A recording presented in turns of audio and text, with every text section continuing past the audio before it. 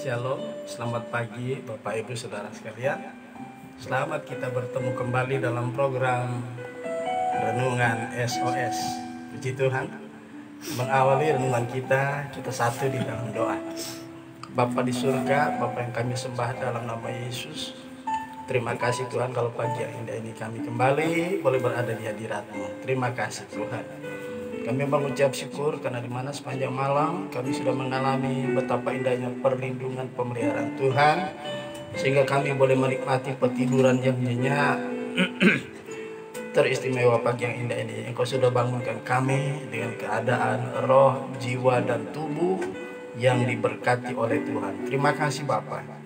Bapa, sebentar lagi kami akan mulai renungan kami. Untuk itu mari Roh Kudus tolong kami, memberikan kami kemampuan agar supaya kami mampu menangkap pesan-pesan Tuhan melalui renungan pagi yang indah ini. Terima kasih Bapa, di dalam berkat nama Yesus Tuhan dan Raja kami sudah berdoa dan mengucap syukur kepada-Mu. Haleluya, amin. Puji Tuhan Bapak Ibu Saudara sekalian, kita masih tetap sama meneruskan renungan kita pagi yang indah ini. Kita akan masuk pada bagian yang kedua, ya, yang terambil dari Mazmur 127 ayat yang pertama sampai yang kelima, dengan tema utama atau judul utama Tuhan itu, ya, Tuhan sumber keberhasilan, ya.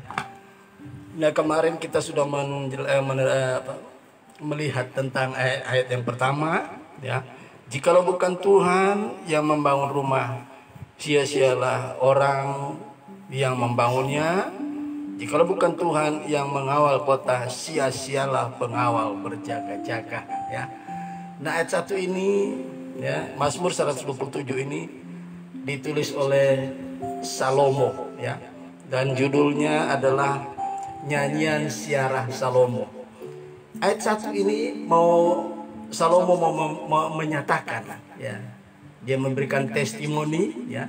Ayat 1 dia memberikan testimoni kepada umat Allah pada masa itu, ya.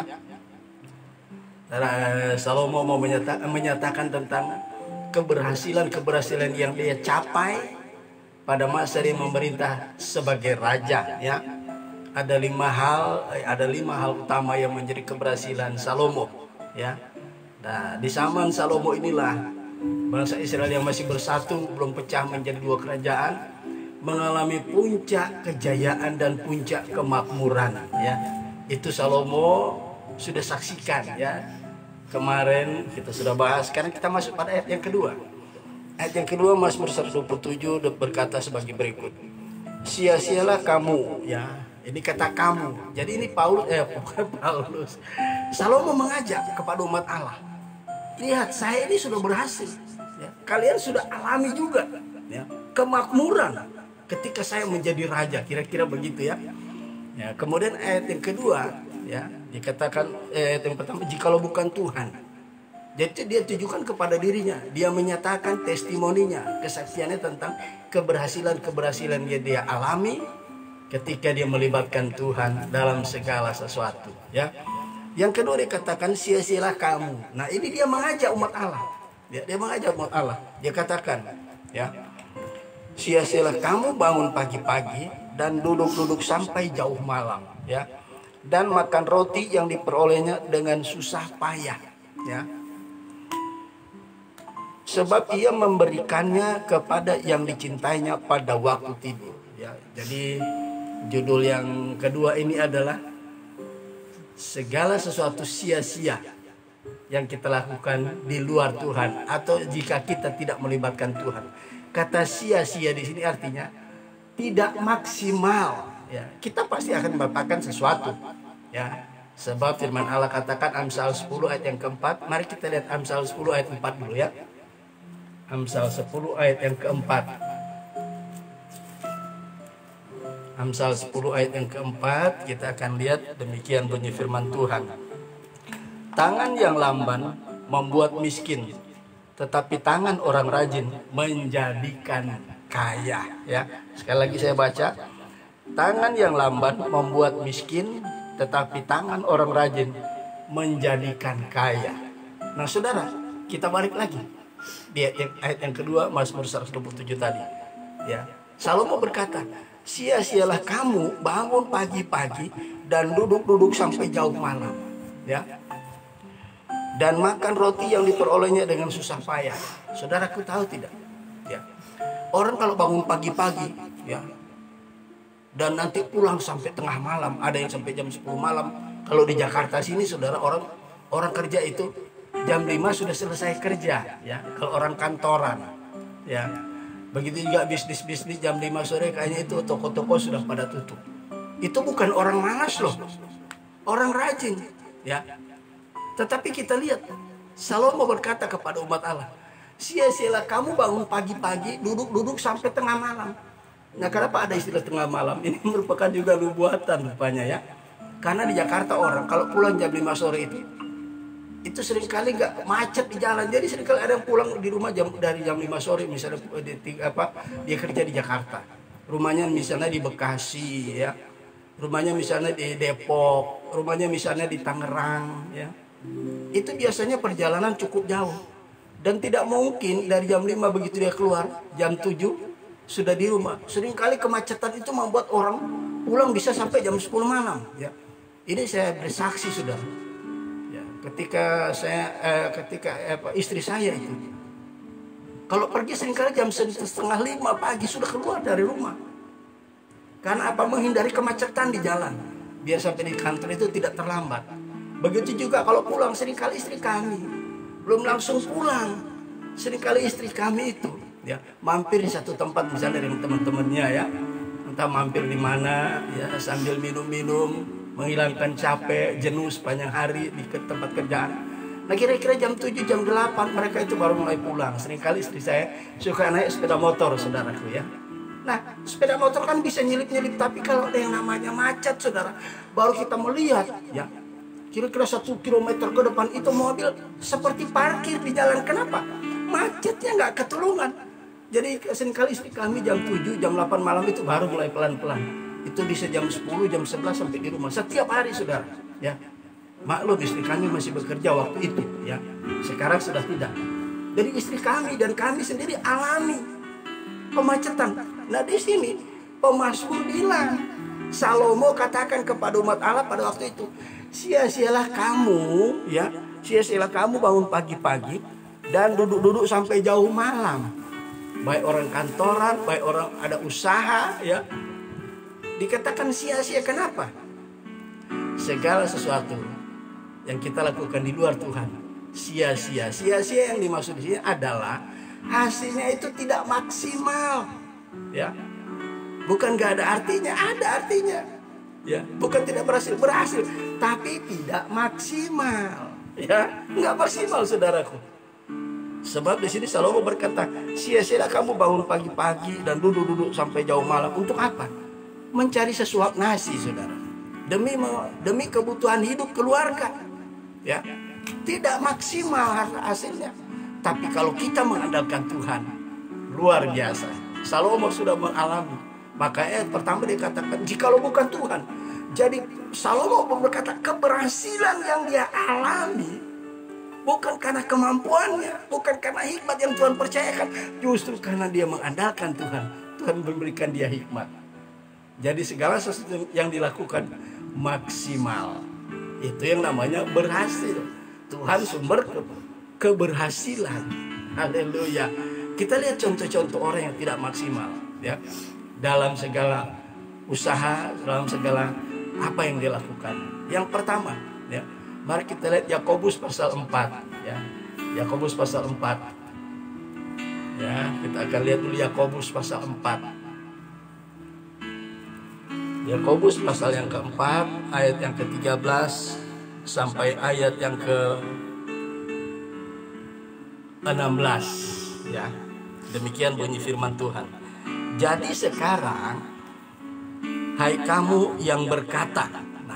Ini hai kamu yang berkata. Siapa itu kita lihat, ya. Jadi sekarang hai kamu yang berkata, hari ini atau besok kami berangkat ke kota Anu dan di sana kami akan tinggal setahun dan berdagang serta mendapat untung. Ya, kalau kita dengar nadanya ini sangat positif, saudara. Berarti orang ini sangat optimis. Kalau ada orang yang punya perkataan seperti ini dalam hati, itu bagus. Itu orang itu sangat, dia memiliki optimisme tentang apa yang akan dilakukan. Tetapi sangat disayangkan nadanya ini juga nada-nada yang negatif. Seolah-olah tanpa Tuhan dia mampu melakukan segala sesuatu. Nah, ini ditegur oleh Tuhan melalui Yakobus kepada umat Israel pada masa itu, ya. Di sini dikatakan, jadi sekarang hai kamu yang berkata, hari ini atau besok kami berangkat ke kota Anu. Wah, dengan penuh keyakinan, ya, optimisme. Dan di sana kami akan tinggal setahun dan berdagang, mendapat untung. Ini optimisme yang bagus, ada optimisme banget orang ini, ya. Tapi ayat 14, sedang kamu tidak tahu apa yang akan terjadi besok. Apakah arti hidupmu? Hidup itu sama seperti uap, sebentar saja kelihatan lalu lenyap. Saudara, hidup kita itu kita tidak tahu. Kita berencana masa depan bagus, tapi tanpa mengandalkan Tuhan kita seringkali lupa diri. Hidup seperti uap, bisa saja yang dikatakan sebentar ada, sebentar hilang. Saudara baru jalan ke kantor dan ada banyak saya dengar kesaksian, ya. Baru pergi ke sekolah, anak sekolah misalnya tabrakan, dia meninggal, saudara. Dan saya tidak perlu sebutkan itu siapa, ya, di mana, itu saya tidak perlu sebutkan. Memang saya lihat, saya dengar sendiri, ya. Kemudian ada orang, ya, tato mobilnya tabrakan, ya, dan sebagainya dan sebagainya. Tato seperti hidup ini seperti uap, sebentar ada, sebentar tidak. Kita tidak tahu kematian yang akan kita hadapi, kecelakaan, kemalangan di jalan yang kita hadapi, kita tidak tahu. Sebabnya aku mesti bilang, ingat, ini hidup ini kalian nggak tahu, ya. Hidup sekali sewaktu-waktu ada, sewaktu-waktu tidak ada, seperti uap, ya, seperti uap, sebentar ada, sebentar tahu hilang, ya.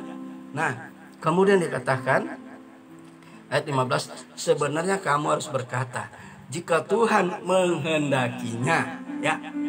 Nah, ini sudah diberi contoh oleh Yesus. Kapan? Pada waktu kemarin kita sudah menikmati hari kebangkitan Yesus, ya.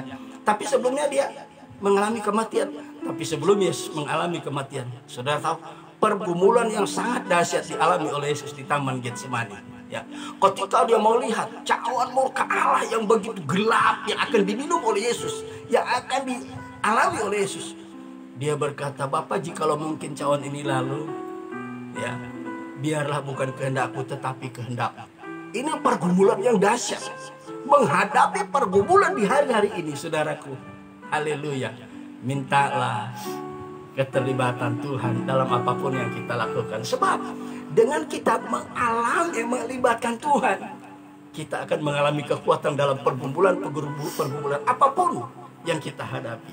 Contoh. Yesus menghadapi cawan murka Allah. Itu bukan hal yang ringan. Sampai ayat firman Allah berkata apa? Kita tidak perlu baca, ya.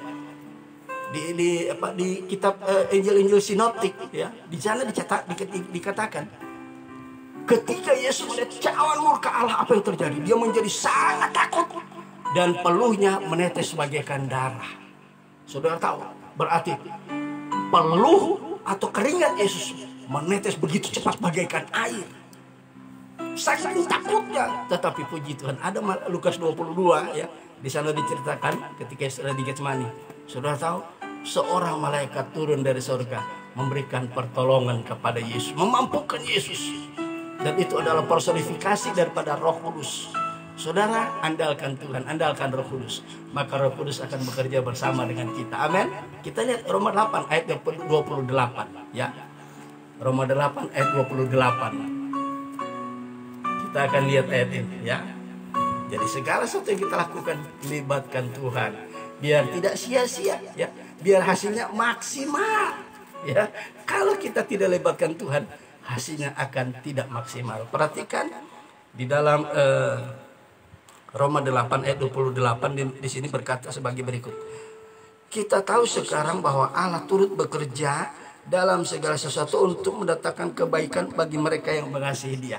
Jika kita orang yang mengasihi Tuhan, libatkan Tuhan, sebab Tuhan bekerja bersama-sama dengan kita untuk mendatangkan kebaikan bagi kita, bukan bagi Tuhan, ya. Nggak rugi. Kita libatkan Tuhan, nggak rugi, justru untung, saudara. Tapi jangan seperti yang Yakobus katakan, ya, kepada anak-anak Tuhan yang ada di Yerusalem pada waktu itu. Seharusnya kamu berkata, ya, Jika Tuhan menghendaki, kami akan berbuat ini dan itu. Jadi libatkan Tuhan biar tidak sia-sia apapun yang kita lakukan. Amin, saudara. Sekarang kita lihat kalau kita libatkan Tuhan. Ya, kita lihat di dalam Kejadian pasal 26 ayat 1 sampai ayat yang ketiga. Ya, ini orang yang mengandalkan Tuhan. Kita hasilnya tidak sia-sia, hasilnya maksimal. Ya. Sukses atau successful, ya. Mengalami successful. Kita baca, ya, saya akan bacakan Kejadian 26, ya. Saya akan bacakan Kejadian 26 ayat 1 sampai ayat yang ketiga. Di sini redaktur Alkitab memberikan judul, ya, Ishak di negeri orang Filistin. Ya. Saya bacakan, maka timbullah kelaparan di negeri itu. Ya. Ini bukan kelaparan yang pertama yang telah terjadi dalam zamannya Abraham. Sebab itu Ishak pergi ke Gerar kepada Abimelek, raja orang Filistin. Ya. Lalu Tuhan menempatkan diri kepadanya serta berfirman, janganlah pergi ke Mesir. Diamlah di negeri yang akan kukatakan kepadamu. Ya, ayat yang ketiga, tinggallah di negeri ini sebagai orang asing, maka aku akan menyertai engkau dan memberkati engkau. Sebab kepadamulah dan kepada keturunanmu lah, ya, keturunanmu akan kuberikan seluruh negeri ini, dan aku akan menepati sumpah yang telah kuikrarkan kepada Abraham ayahmu. Saudara, ketika Ishak ada di negeri orang Filistin, ya, terjadi kelaparan, dan itu bukan kali yang pertama, ya, pada zaman Abraham. Ishak ada di sana, ya. Kemudian apa yang terjadi? Ayat yang pertama dikatakan, ini bukan maka timbullah kelaparan di negeri itu, ya, tempat orang Filistin. Ini bukan kelaparan yang pertama yang telah terjadi di zaman Abraham. Sebab itu Ishak pergi ke Gerar kepada Abimelek, raja negeri Filistin. Dia pergi ke Gerar, ya. Tetapi setelah dia sampai di Gerar, ya, Tuhan berfirman kepadanya, ayat yang kedua, lalu Tuhan menampakkan diri kepadanya serta berfirman, janganlah pergi ke Mesir, diamlah di negeri yang akan kukatakan kepadamu. Tuhan melarang dia, ya, pergi ke Mesir. Kenapa? Ya, karena di Mesir itu tempatnya itu sangat makmur, sebab Mesir itu berada, ya, letaknya berada di tepi Sungai Nil. Sungai Nil inilah yang membuat negara Mesir pada masa itu makmur, ya. Perdagangannya, ya, semua gandum segala macam. Kita lihat pernah terjadi kelaparan selama 7 tahun, ya, pernah terjadi kelimpahan selama 7 tahun, tapi tidak lama ludes, ya. Mesir itu menjadi andalan pada masa itu buat bangsa-bangsa di sekitar itu, sebab kemakmuran dia dialami oleh negeri Mesir. Nah, Tuhan katakan ketika ada di Gerar, Tuhan bilang, jangan kamu ke Mesir, ya. Artinya apa? Sekali waktu Gerar pun akan mengalami kekeringan, ya, dan tidak bisa menghasilkan apa-apa negeri Gerar pada masa itu. Ayat yang ketiga, tinggallah di negeri ini sebagai orang asing, maka aku akan menyertai engkau. 1, Tuhan menyertai. 2, memberkati engkau. Tuhan akan memberkati. Dan itu Tuhan buktikan pada ayat yang kita akan lihat pada ayat yang ke-12 dan 13. Kejadian pasal 26. Jadi, ya, jadi Ishak tidak bermimpi lagi mau ke Mesir, sebab dia percaya apa yang Tuhan katakan, ya.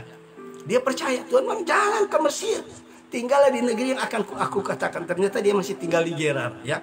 Ayat 12, perhatikan. Tuhan membuktikan omongannya. Firman-Nya tidak pernah sia-sia. Begitu keluar firman-Nya akan mendatangkan hasil. Yesaya 55 berkata, sebagaimana hujan turun ke bumi tidak sia-sia, dia akan menumbuhkan tunas-tunas muda. Begitu juga perkataan firman Tuhan yang sudah keluar dari mulutnya tidak akan kembali sia-sia. Dan Ishak percaya itu, saudara, ya. Kita lihat ayat yang ke-12, ya, terbukti ayat 12 dan ayat 13. Maka menaburlah Ishak di tanah itu, dan dalam tahun itu juga mendapatkan hasil 100 kali lipat, ya. Pada masa itu kekeringan sedang melanda Gerar, ya. Tadi dikatakan apa? Ini bukan pertama kali terjadi pada zaman Abraham, tetapi, ya, sesampainya di Gerar, mungkin waktu itu masih ada bisa menabur, tapi sudah masa kekeringan, ya. dan Ishak tetap menabur. Lihat ya, di sini dikatakan, maka menaburlah Ishak di tanah itu. Dalam tahun itu juga ia mendapat hasil 100 kali lipat.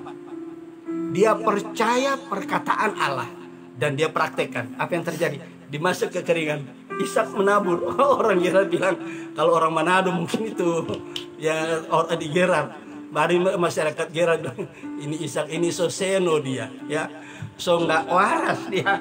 Masa kekeringan dia menabur, tetapi apa yang terjadi?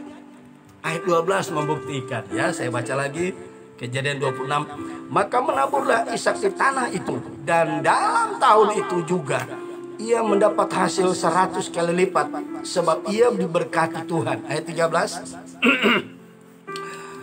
Dan orang itu menjadi kaya, maksudnya Ishak, ya, dan Ishak itu menjadi kaya, ya, bahkan kian lama kian kaya, sehingga ia menjadi sangat kaya, ya. Perhatikan ayat 13, 3 level dia alami, ya. Pertama dikatakan, dan Ishak itu menjadi kaya, ya. Kemudian dikatakan bagian B ayat ini, kian lama kian kaya, ya, kian lama kian kaya, ya, makin kaya. Kemudian yang terakhir, sehingga ia menjadi sangat kaya. Saudara lihat, kalau kita andalkan Tuhan, saudara, Indonesia sekarang, bahkan ada masih di beberapa negara, pandemi COVID memang sudah tidak sehebat, tidak separah, ya, 2 tahun yang lalu. Tetapi ini masih ada COVID, ya. Belum lagi harga-harga yang naik, ya. Harga minyak, BBM, ya, baik sepeda motor maupun apalagi mobil, terasa sekarang mengeluarkan uang, ya. Dan belum lagi kelangkaan minyak goreng, belum lagi yang lain, ya. Nggak tahu ini akan menuju kepada Wahyu pasal 6 atau enggak, tapi sudah mulai terasa. Saudara, di masa sulit sekarang, ibarat masa kekeringan sekarang, masa sukar, andalkan Tuhan, saudara. Cuma Tuhan yang bisa menolong kita. Amin. Apapun yang terjadi, keadaan bisa berubah, tapi kita harus bersyukur, saudara. Apa yang tidak berubah? Tuhan Yesus tidak berubah, tidak berubah, tidak berubah. Tuhan Yesus tidak berubah, tak berubah selama-lamanya. Apa yang tidak berubah dari Yesus? Kuasanya tidak pernah berubah, pertolongannya tidak pernah berubah, pemberkatannya atas apa yang kita lakukan ketika kita mengandalkan Tuhan tidak pernah berubah, saudara, ya. Apapun boleh berubah, tapi ingat, Yesus tidak pernah berubah. Pemeliharaannya tetap sama, perlindungannya tetap sama, kuasanya tetap sama bagi kita yang mengandalkan Dia. Amin, saudaraku. Nah, puji nama Tuhan. Nah, mari kita, saudaraku, contohilah Ishak, ya. Andalkan Tuhan, masa kekeringan, masa kesukaran bagaimanapun, Yesus kita tidak pernah berubah. Amin, saudaraku. Dialah yang akan menolong kita, membuat apapun yang kita lakukan berhasil. Puji nama Tuhan. Mengakhiri renungan kita dengarkan dulu satu pujian bagi Tuhan. Haleluya. Puji Tuhan.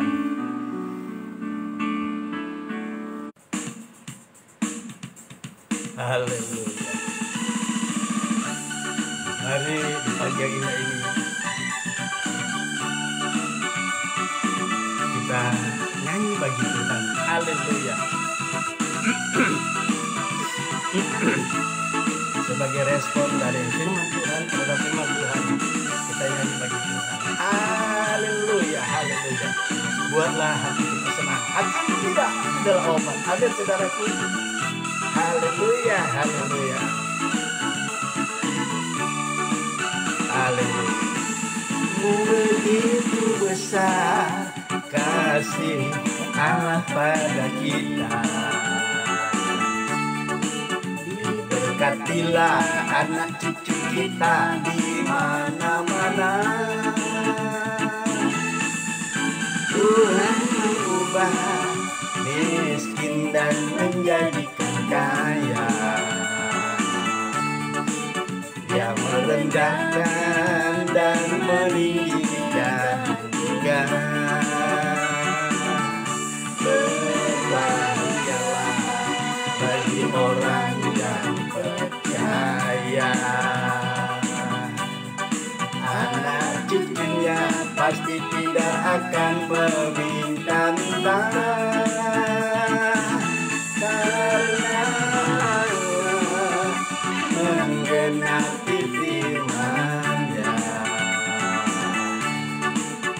Tiada yang mustahil bagi orang percaya. Haleluya. Saudara yang terkasih, semua bisa berubah. Harga bisa berubah, segala sesuatu bisa berubah. Tapi kita harus bersyukur, saudara. Yesus Tuhan kita tidak pernah berubah. Kuasanya, kasihnya, berkatnya, pertolongannya tidak pernah berubah. Sepanjang kita melibatkan Tuhan dalam segala sesuatu yang akan kita bangun, segala sesuatu apa yang akan kita lakukan. Haleluya. Berbahagialah orang-orang yang menjadi pelaku firman. Haleluya. Begitu besar kasih Allah pada kita. Amin. Haleluya. Berkatilah anak cucu kita di mana-mana. Tuhan berubah, Dia mampu mengubah dari yang tidak ada menjadi ada. Yehova Jireh. Haleluya. Dia merendahkan dan meninggikan juga. Amin. Haleluya. Berbahagialah bagi orang yang percaya. Anak cucu kita tidak akan dibiarkan meminta-minta, bahkan memberikan pinjaman, saudaraku. Amin. Menapi firman-Nya, tiada yang mustahil bagi orang percaya. Berbahagia, haleluya. Berbahagialah bagi orang yang percaya. Anak cucunya pasti tidak akan meminta-minta. Karena apa, saudara? Haleluya. Menggenapi firman-Nya. Tiada yang mustahil bagi orang percaya. Tiada yang mustahil bagi orang percaya. Haleluya. Puji Tuhan. Kita satu di dalam doa. Bapa di surga, Bapa yang kami sembah dalam nama Yesus, terima kasih Tuhan, hati kami penuh dengan sukacita, sebab Engkau yang berjanji setia adanya. Engkau mampu mengubahkan kondisi kami, keadaan kami, selama kami mengandalkan Tuhan. Terima kasih Tuhan. Mari Roh Kudus meteraikan kebenaran firman-Mu dalam hati kami, terlebih mampukan kami mengaplikasikan kebenaran firman-Mu di masa-masa yang sukar seperti hari-hari ini. Sebab kami percaya bersama Tuhan, kami akan melihat perkara-perkara besar terjadi dalam hidup kami, keluarga kami, usaha kami, pelayanan kami, apapun yang kami lakukan. Sehingga hanya nama Tuhan yang patut dipuji dan dimuliakan, ditinggikan melalui kehidupan kami pribadi, lepas pribadi. Terima kasih Bapa. Di dalam berkat nama Yesus Tuhan dan Raja kami sudah berdoa dan mengucap syukur kepadamu. Haleluya, haleluya. Amin. Puji Tuhan, Tuhan Yesus memberkati. Sampai kita bertemu kembali besok pagi. Shalom.